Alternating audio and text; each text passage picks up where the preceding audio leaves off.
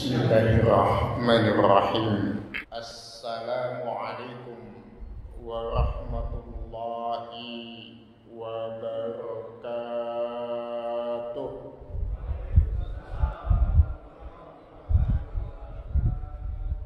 Baik ikhwatal iman yang Allah muliakan, sore ini kita tidak membahas tentang al-kabair karena waktu kita juga tidak terlalu panjang.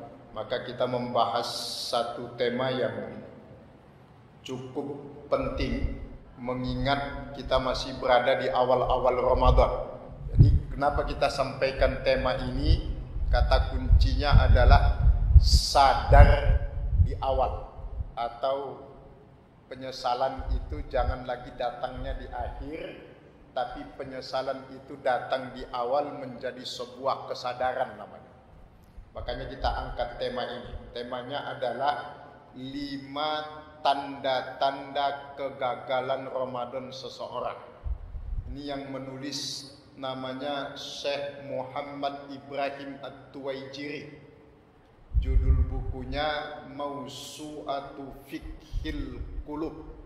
Kalau mau lihat di YouTube itu biasanya pembahasannya ada di YouTube-nya Radio Roja.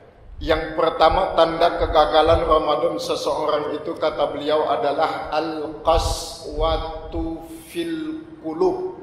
Al-qaswatu fil qulub adalah hati yang mengeras. Ada hati yang terkunci, ada hati yang tertutup, ada hati yang sakit, ada hati yang mati. Ini hati yang mengeras. Mengeras bahkan kerasnya melebihi batu. Dalam Al-Quran Allah tegaskan asyaddu minal hijarah, lebih keras daripada batu. Apa yang dimaksud dengan al-qaswatu fil qulub? Orang yang sulit ditembus oleh nasihat. Jadi orang yang sulit diingatkan, sulit ditembus nasihat, sehingga cenderung istihza biddin. Istihza biddin itu melecehkan agama. Dalam Al-Quran Allah menegaskan yattakhizuna dinahum la'iban wa huzwa, menjadikan agama itu sebagai bahan candaan dan olok-olokan.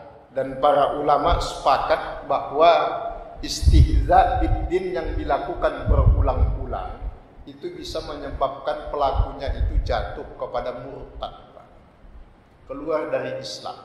Kenapa? Karena keimanan itu dibangun di atas kemuliaan, penghormatan. Kita beriman kepada Allah kan itu karena memang kita betul-betul yakin, percaya kepada Allah. Bagaimana mungkin orang beriman kepada Allah, beriman kepada Rasulullah, percaya kepada syariat agama ini kalau dia selalu melecehkan Rasulullah, melecehkan agama? Berarti kan nggak ada iman di situ. Jadi yang pertama tadi al-qaswah fil qulub. Kemudian yang kedua ikhwatal iman, tanda kegagalan Ramadan itu adalah jumudul ain. Jumudul ain itu adalah air mata yang membeku. Sahabat Umar ibn Khattab di dalam kitabnya Imam Ibnu Hisham, Tarikh al-Khulafa itu, sahabat Umar mengatakan orang yang di dunia sering mengeluarkan air mata, maka kelak di akhirat akan mendapatkan mata air. Jadi kalau di dunia sering mengeluarkan air mata, nanti di akhirat dapat mata air. Dalam Al-Quran salah satu mata air itu ainun tusamma bihi, ainun bihi tusamma salsabila itu. Sama dengan kata-kata bijak. Ada yang mengatakan begini, kalau kita bisa menjadikan sepanjang hidup kita di dunia ini laksana Ramadan, maka di akhirat kelak kita akan berlebaran. Jadi yang kedua jumudul ain. Jangan sampai air mata kita sulit tumpah untuk urusan akhirat, tapi dengan mudahnya tumpah kalau urusan dunia. Harusnya Ramadan ini menjadikan kita menjadi hamba-hamba yang mudah meneteskan air mata untuk urusan akhirat. Iza zukirallah wajilat qulubuhum, bergetar hatinya. Karena rasa lapar itu semakin membuat kita dekat dengan Allah.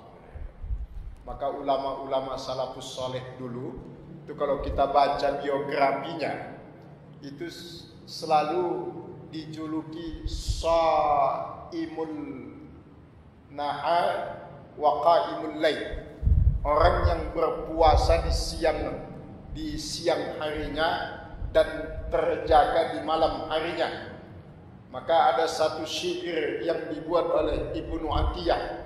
Beliau mengatakan, man talabal ula sahiran layah. Siapapun yang ingin mencari kemuliaan, maka jangan banyak-banyak tidur di malam hari.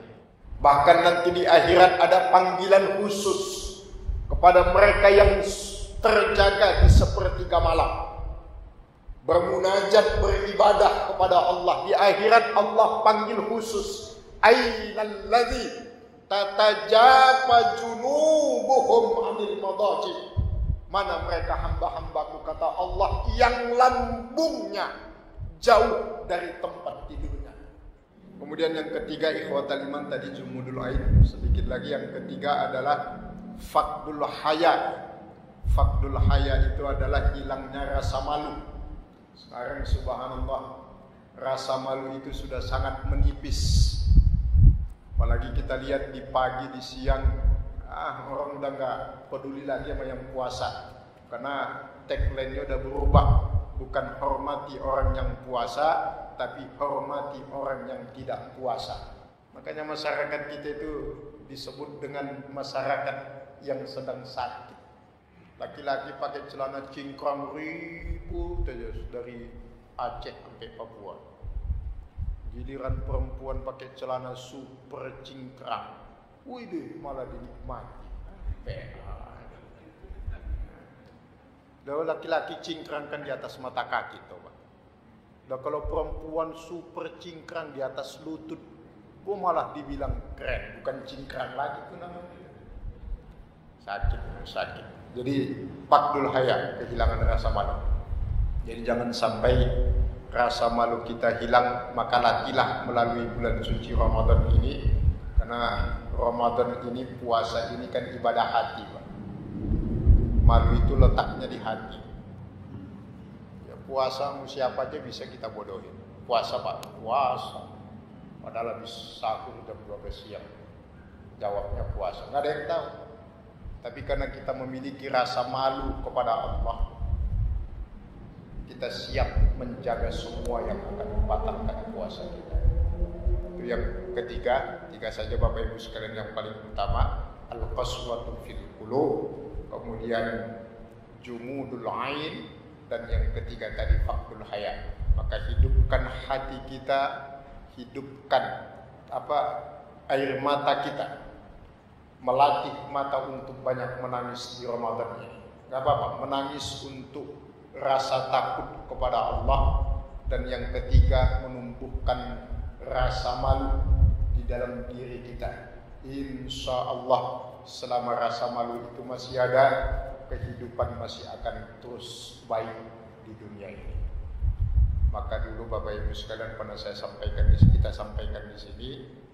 Dulu para orang tua kita di kampung itu kalau mau membunuh dalam artian mematikan satu pohon itu kan nggak main tebak, tapi kulitnya dikelupaskan, ya, keliling kulitnya dikelupas.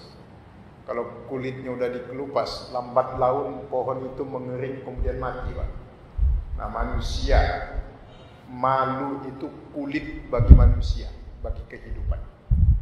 Kalau rasa malu sudah hilang, habis kehidupan ini. Udah nggak ada larangan, udah nggak ada dosa, hajar aja terus. Makanya dimulai dengan istilah-istilah macam-macam membingungkan itu. Wal iyazubillah, qu anfusakum wa ahlikum nar. Baik ikhwatal iman yang Allah muliakan, sebelum kita tutup ada pertanyaan, silakan.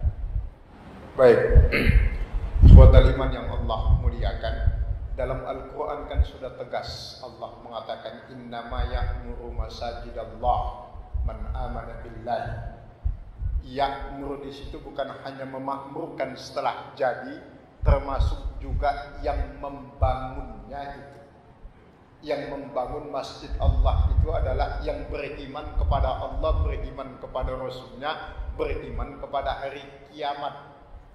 Satu sisi memang harus orang beriman, karena memang al-masjidu ussisa ala taqwa. Yang dimaksud masjid itu harus berbasis ketakwaan. Maka zaman Nabi ada yang disebut dengan istilah masjid apa itu? Ada apa istilah zaman Nabi, ada masjid yang dihancurkan itu oleh Nabi itu. Nah, Masjid Dirar. Ya, Masjidul Dirar. Jadi Masjid Dirar ya termasuk kategori yang dibangun begitu. Di Sumatera banyak amat, jangankan masjid, pesantren pun dibangun. Dulu ada DL Sitorus namanya di Sumatera Utara, dari Yanus Lumban Sitorus. Kita nggak apa-apa sebut namanya, memang real. Dia bangun pesantren namanya Utsman bin Affan. Mewah Pak pesantren. Habis itu digembok, dikunci apa dia Pak. Cuma dalam tanda kutip cuma mau ngejek doang tuh, saya bangunin. Tapi nggak boleh masuk, saya kunci. Ya begitulah. Ya kelemahan kita ya umat Islam sebagiannya di sana itu. Makanya ini menyangkut juga masalah ekonomi umat harus dibangkitkan. Kita kan lemah juga dalam masalah ekonomi, bukan lemah juga, bahkan kelemahan kita memang di situ masalah ekonomi. Makanya kekurangan Utsman bin Affan. Maka kita butuh syirkah, ya al-musyarakah, kerjasama, saling mendukung. Ya, masjid ya dibangun orang Islam lah. Terlalu naif kalau sampai dibangunkan oleh orang di luar Islam. Kalau dia bilang, nggak apa-apa kan bangunannya doang. Ya karena udah jelas dalam Al-Quran, al-masjidu ussisa ala taqwa. Harus dibangun ya memang yang begitu itu ada ketakwaannya. Takwa sih takwa, tapi takwanya bukan takwa yang sebenarnya, tapi takwa kepanjangannya adalah takut istri tua. Tahu tua juga namanya. Tapi kepanjangannya begitu. Jadi lebih baiknya dihindari Pak. Demikian. Ya jadi tadi terakhir kan al-haya ya, faqdul haya. Kalau yang keempat itu adalah al-hirsu minad dunya. Ya, tamak terhadap dunia. Makanya buka puasa di masjid difasilitasi sama pengurus enak. Kalau di rumah itu bukan buka puasa, rata-rata balas dendam. Ini kan pada berburu makanan kan ya, berburu makanan. Dikumpulin di atas meja, semuanya udah kayak tukang jualan mau buka puasa. Ada, itu segalanya. Azan berkumandang, ngambil air 1 gelas, kelar urusan Pak. Sisanya yang dikumpulkan kebuang kemana-mana. Tabzir, melaksanakan ketaatan dengan cara melakukan kemaksiatan. Gimana ceritanya begitu? Kalau di masjid kan sudah tertata satu-satu. Enak. Makanya subhanallah berkah.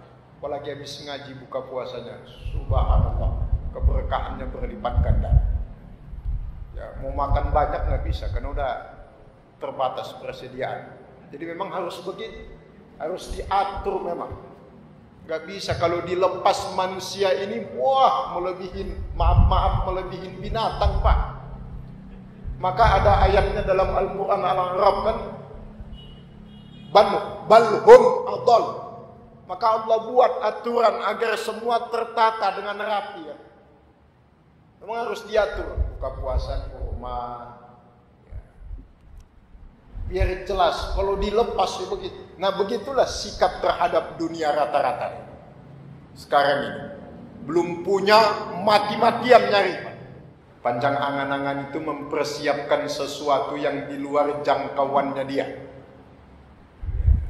Kan kita harus merencanakan itu sesuai dengan kebutuhan. Ini sudah bisa. Makanya rata-rata kalau di mana kita kultum tarawih, saya selalu awali dengan Bapak Ibu sekalian, ini puasa yang keberapa?